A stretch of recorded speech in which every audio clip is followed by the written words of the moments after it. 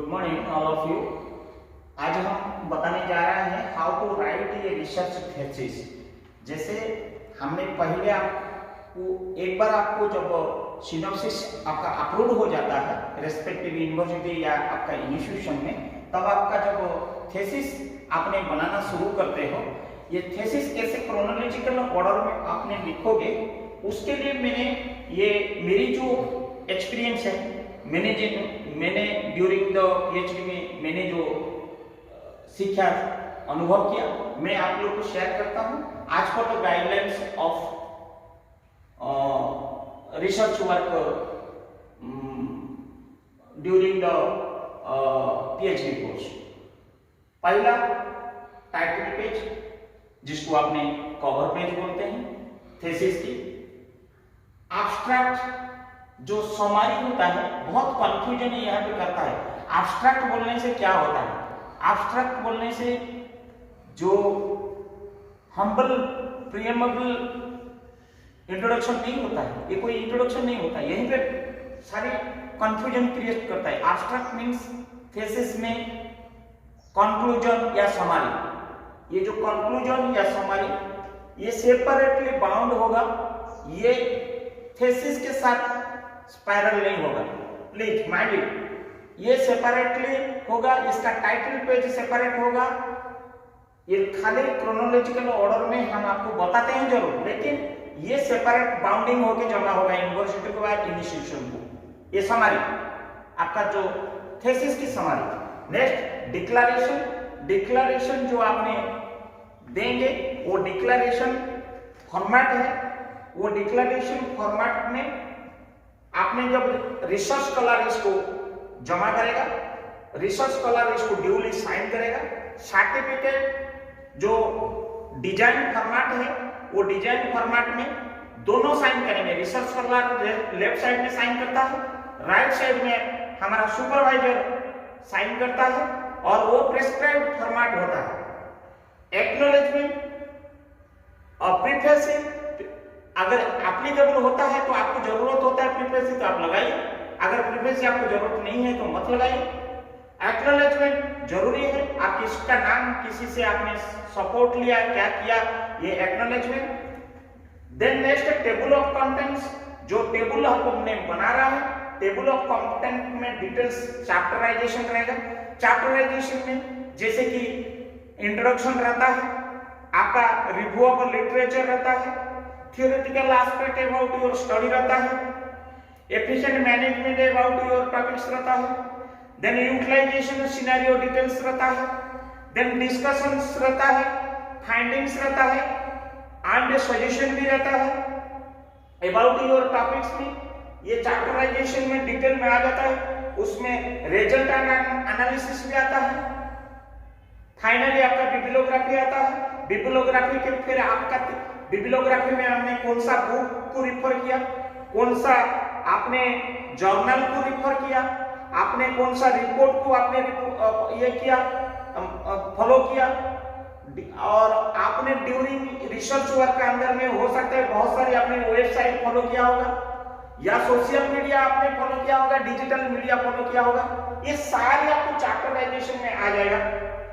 उसके बाद आपने एनेक्सर में लगाना पड़ेगा आपको क्या क्या आपने जो मैंडेटरी जो है आपका डिटेल सिनॉप्सिस मैंडेटरी होता है।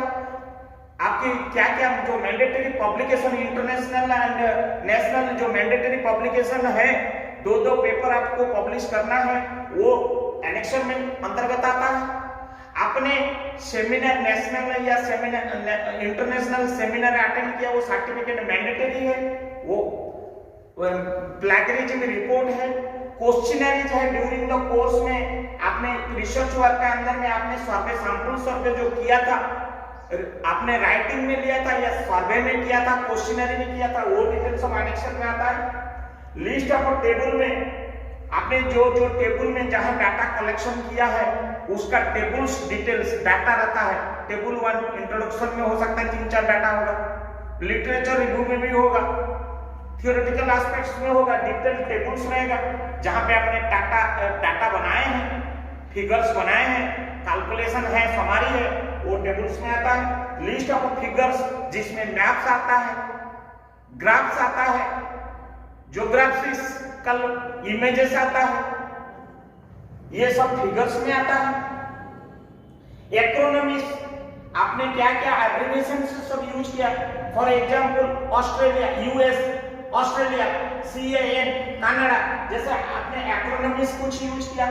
सिंबल आपने क्या क्या यूज किया, E = चाई स्क्वायर का डिटेल्स मान लीजिए, E stand for expected value, O stand for observe value, या H O null hypothesis, H alternate hypothesis, जो सिंबल आपने यूज किया वो सिंबल्स का डिटेल रहना चाहिए। नाउ एनेक्शंस जो क्या क्या होना चाहिए, वेरी वेरी इंपॉर्टेंट।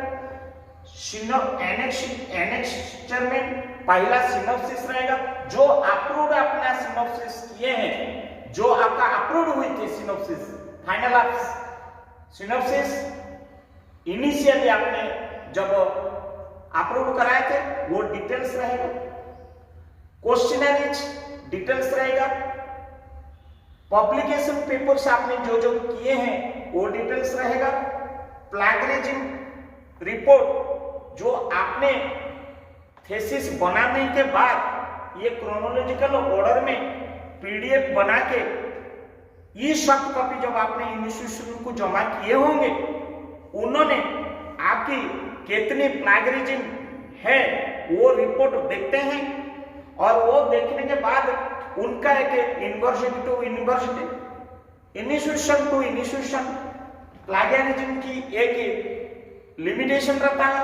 कहीं कहीं 10% रहता है, कहीं कहीं 12% रहता है, कहीं कहीं 11% रहता है, कहीं कहीं बिलो 10% रहता है। ये सारे डिपेंड करता है।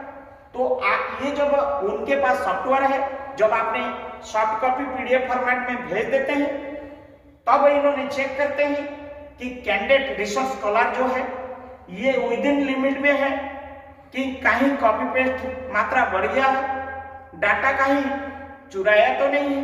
ये सारी चीजें जब डिटेल्स ये रिपोर्ट में आता है, तो उनका थ्रेशोल्ड का अंदर में जब आता है, उन लोग एक रिपोर्ट देते हैं, आपको मेल करते हैं।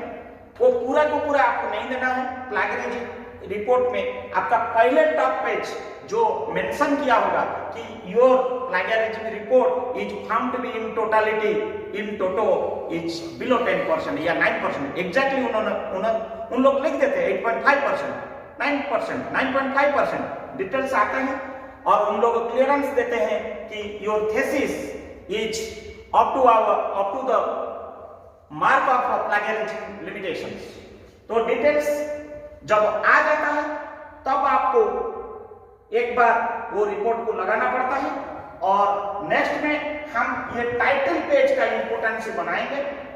ये टाइटल पेज जो होता है, कैसे वो टाइटल पेज करना है, वो बहुत इंपॉर्टेंट है, क्योंकि कवर पेज या टाइटल पेज या आपका थीसिस का जो मेन पेज कहता है, मैं डिटेल आपको अभी बताऊंगा। Now come to the title page. Cover page is very important. उसको कैसे लिखना है? कवर पेज पहले जो आपने टॉपिक चुना है, जो सिनॉप्सिस समय में, वो टॉपिक का डिटेल कैपिटल लेटर में रहेगा, ऊपर में सेंट्रलाइज होके, एंड उसके नीचे टॉपिक के नीचे थीसिस सबमिटेड टू इंस्टीट्यूशन का नाम रहेगा, डिटेल्स इंस्टीट्यूशन नाम, for the award of the degree doctorate of philosophy in, आपने मैनेजमेंट किया तो मैनेजमेंट या कॉमर्स या साइंस या जर्नलिज्म लाइब्रेरी साइंस, जो आपका डिसिप्लिन है वो डिटेल्स रहेगा। Under supervision of research supervisor, name of full नाम रहेगा सुपरवाइजर का, उनका डेजिग्नेशन रहेगा, उनका डिपार्टमेंट रहेगा, इंस्टीट्यूशन का डिटेल्स रहेगा, इंस्टीट्यूशन का नाम रहेगा, एंड उसके नीचे सबमिटेड बाय, जो सबमिटेड बाय रिसर्च स्कॉलर रहेगा, सबमिटेड बाय, यहां पे रहेगा सबमिटेड बाय, सबमिटेड बाय, यहां पे रिसर्च स्कॉलर का नाम रहेगा, यहां पे लोगो रहेगा, इंस्टीट्यूशन का लोगो रहेगा, नीचे इंस्टीट्यूशन का नाम रहेगा एंड फाइनली ईयर रहेगा। This is the cover page of the thesis. My dear friends, आपने यहां पे कंफ्यूजन नहीं होना है। मैं एक चीज बताना चाहूंगा, मैंने स्टार्टिंग में बोला था कंक्लूजन या समरी जो होगा उसको हम लोग एब्स्ट्रैक्ट कहते हैं, वो सेपरेट बाउंड होगा। उसका जो टाइटल पेज होगा डिटेल ऐसा ही रहेगा, खाली आप यहां पे थीसिस के जगह में आप इधर खाली लगा दीजिए abstract, nothing else, abstract. Topic रहेगा एब्स्ट्रैक्ट सबमिटेड टू इंस्टीट्यूशन का नाम for the award of the degree of doctorate of philosophy in आपका जो डिसिप्लिन एंड यहाँ पे अंडर द सुपरविजन, जैसे अर्लियर हमने बताया था, सुपरवाइजर का नाम, सुपरवाइजर का डेजिग्नेशन, सुपरवाइजर का डिपार्टमेंट, सुपरवाइजर जहां काम करते हैं वो इंस्टीट्यूशन, उसके बाद आ जाएगा लोगो, लोगो के बाद सबमिटेड बाय रहेगा, उसके बाद आएगा लोगो, लोगो के बाद यह आज खाली only the title page of the thesis and title page of the abstract is almost equal, only the thing is यहाँ पे thesis होना चाहिए thesis के समय में and abstract के समय में abstract। These are two separate boundings and कैसे इसको बाइंडिंग करेंगे, how to print करेंगे, वो प्रोसीजर्स हम नेक्स्ट स्लाइड में हम आप लोग को बताएंगे।